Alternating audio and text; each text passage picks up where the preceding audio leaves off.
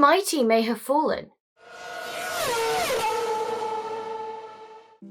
One thing you don't want to do is have a bad race at your home Grand Prix, and Ferrari's Italian race, or Emilia Romagna Grand Prix, sorry if I said that wrong, definitely wasn't a shining star from the performance they've been having at the start of the season, basically. This is certainly a race they would have wanted to kept that momentum going, and unfortunately the race for them, where it all kind of fell apart. And before we dive into the race, let's talk about the sprint.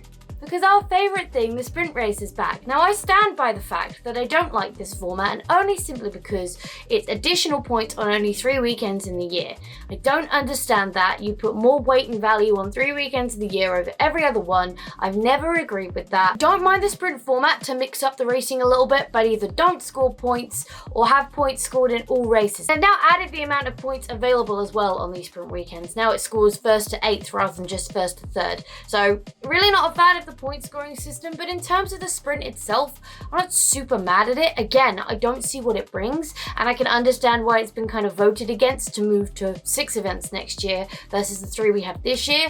In my opinion, scrap the whole thing. It was a thing you tried, it did okay, it didn't really do much for the sport. Now the qualifying session is on Friday, in a weekday, which is much harder for a lot of people to watch around the world. So it's an interesting decision. I don't think the sprints are very well loved for drivers or spectators at all. I don't think it brings that much more, if I'm honest, to a race weekend. I'd say just stick with your Friday practice, Saturday practice quali, Sunday race format. I think it works well. Keep the points scoring the same through every round so that some rounds aren't more expensive, if you will, than others in terms of points. And just keep it as it is. Now, having said that the sprints don't have too much of an effect, I think we saw kind of a bit like we did with Brazil Hamilton last year. We saw kind of the downside to the sprint, because if a driver has a bad qualifying, a la Carlos Sainz at the Emilia Grand Prix, they start down the grid and then they have to use the race to work their way up. Whereas if you have a sprint, you have a second chance to make up that ground. I mean, not that it was relevant to him anyway, because he got punted out of the second corner once again. Calling it Emilia because I can't really say Emilia Romagna. I think I'm saying it wrong. Romagna. I'm not going to call it that because I can't say it. I don't know how I'm supposed to say it. It did give him a chance to recover from a bad qualifying that maybe necessarily would have been more exciting to see him do in the race. So as much as you want to have this sprint race qualifying thing to mix up the grid, I just don't think it does. I think it robs any opportunities of mixing up the grids, because in wet conditions where someone, a top running team member, might spin out, then they have a second chance in dry conditions to make up those positions before the race even happens. So there's my 2 bits. It's not unknown that I'm not a fan of the sprint races, but I think this is just another reason as to why they shouldn't happen. I just don't think they bring anything. If they brought something to the racing, maybe we could keep them, but I just don't think they bring a lot. Anyway, on to the racing. So Sainz had obviously made his way up the grid to P4 start. It was a Ferrari, Red Bull, Ferrari start, as is kind of normal. Well, maybe not kind of normal, but kind of expected at this point in the season, with those 2 cars being the top 2 cars. And I think what's important to see here is that the Red Bull has the advantage on the straight line. However, they've done that through aerodynamics or clever engineering or whatever. I'm not an engineer, so I don't know the ins and outs of exactly how it works, but if Ferrari can find that top speed to match Red Bull, and I think the next update, for the first update for Ferrari engines, are coming at the Spanish Grand Prix.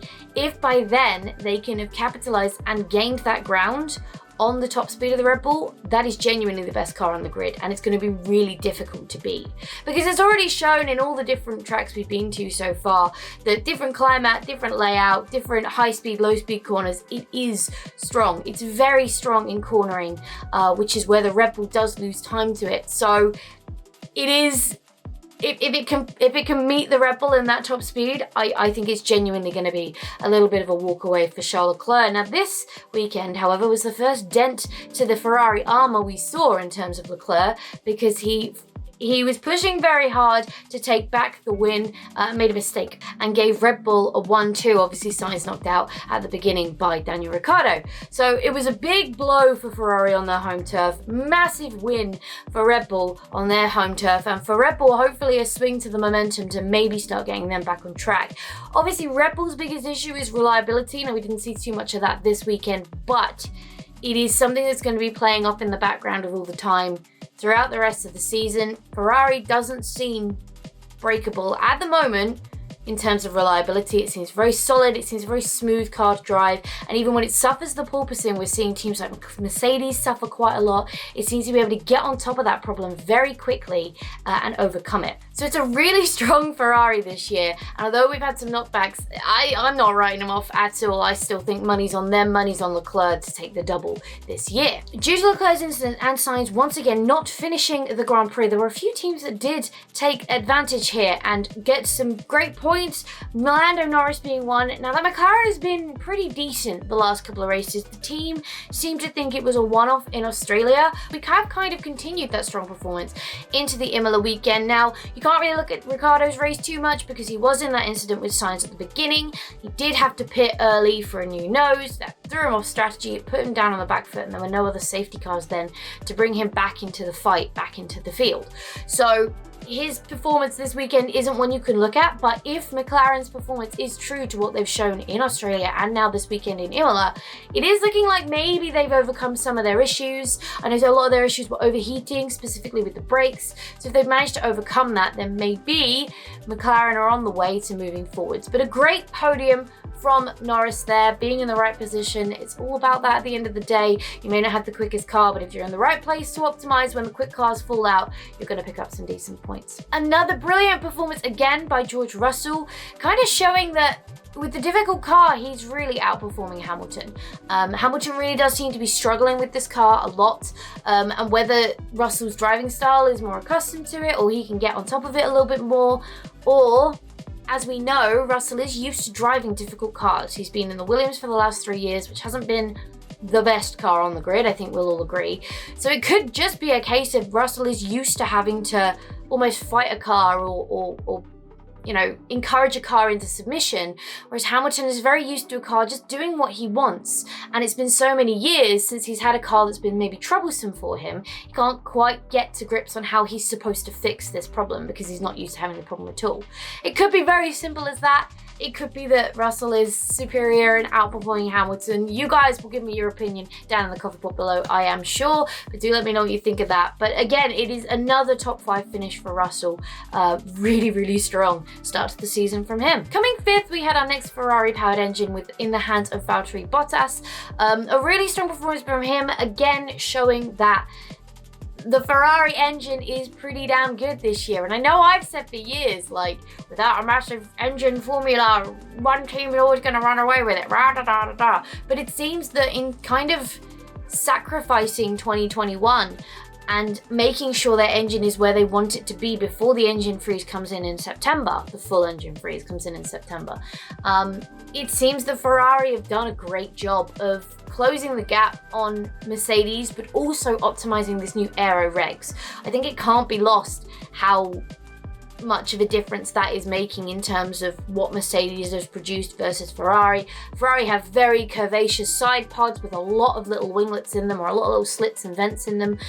Mercedes has opted for a no side pod, or a very small side pod, which seems to be affecting the way the air goes over the car, seems to be affecting them a lot with the porpoising, because even in other teams running Mercedes engines, we're not seeing that kind of porpoising that you see on the Mercedes on any other car, and it is coming from the team that is one of the things that's hurting them the most. Rounding off the top 10, we had Yuki Tsunoda with a great performance from AlphaTauri, followed by Sebastian Vettel, who led at 8-10 for the Aston Martin team. Kevin Magnussen came across the line in 9th, and obviously Lance Stroll then in 10th. It wasn't really the most entertaining of races. I think I think in terms of the fact that the two front running cars are quite evenly paced, and where one has an advantage, the other has a disadvantage. So over a lap, they do kind of come together. That is aiding in this whole car, and the cars being able to run closer together. That is aiding in the dramatic top fights we're having at the end. And I think if Leclerc hadn't have spun out, we may have seen another one a la the Saudi Arabia Grand Prix that we had slightly earlier this year. In terms of that though, it's a street, so it's technically a street circuit. Street circuits don't tend to lend themselves the best to racing. I'm not a massive fan of street circuits. Singapore is quite intense, and Monaco has the Monaco history, so I guess that's why but I don't enjoy them as races. They're not the most enjoyable races. They're quite pedestrian, they're quite processional, because street circuits don't lend to overtaking. I think that's where, in this instance, Formula E has the advantage. They're smaller cars, they're designed to go on street circuits, and they're designed to overtake on street circuits, which is why they're so much smaller, because you can fit two side by side on a street circuit. Whereas Formula One cars aren't designed, they're designed to be on permanent circuits with not maybe lots of runoff, but wider circuits, wider tarmac that is able to have two go side by side all the way down the street and around the corner and around the next, and then maybe take an overtake. That's what lets street circuits down. So Melbourne sits in this really weird mid-stage of is it or isn't it a street circuit? Because technically it is.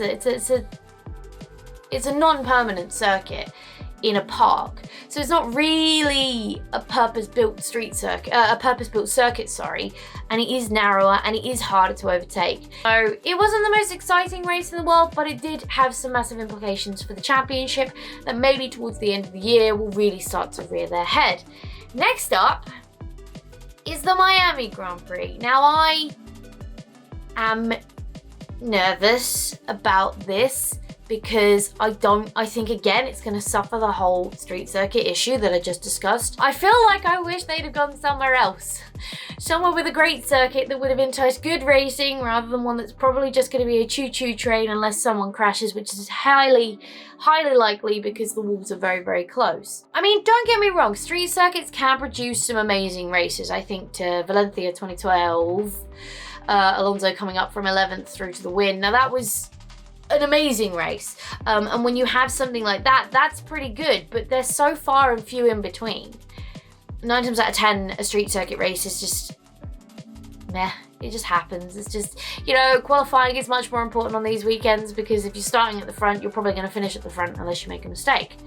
So we'll see. Hopefully Miami can prove me wrong, and hopefully it can be a little bit more interesting and exciting. And yeah, we'll see what Miami does. I haven't really heard much about it, if I'm being honest. I haven't seen the circuit, so I don't know what their plans are for it. So I will hold judgment until next time we sit down to do one of these. But that's it. That's kind of all my thoughts and feelings I have on the Emilia Grand Prix. Do let me know if you enjoyed it, if you think I'm wrong, if you think this is the beginning of the end for Ferrari, if you think it was a blip, if you think Sainz can get back on track, because this is 2 races in a row now he's been punting out in the second corner on the first lap, so he really needs to stop doing that, especially for Ferrari's constructors' hopes. But let me know all your good thoughts and all your feelings down in the coffee pot down below, and I will be sure to continue this discussion with you there.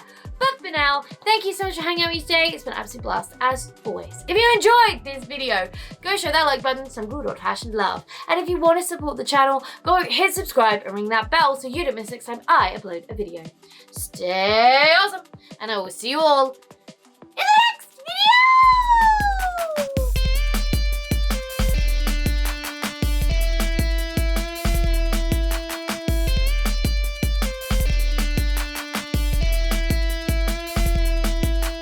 Do you like the lights? I haven't really asked. Tell me what your feelings are on the LEDs. Or maybe you haven't noticed them, but check out behind me. There are colors now. We have colors now.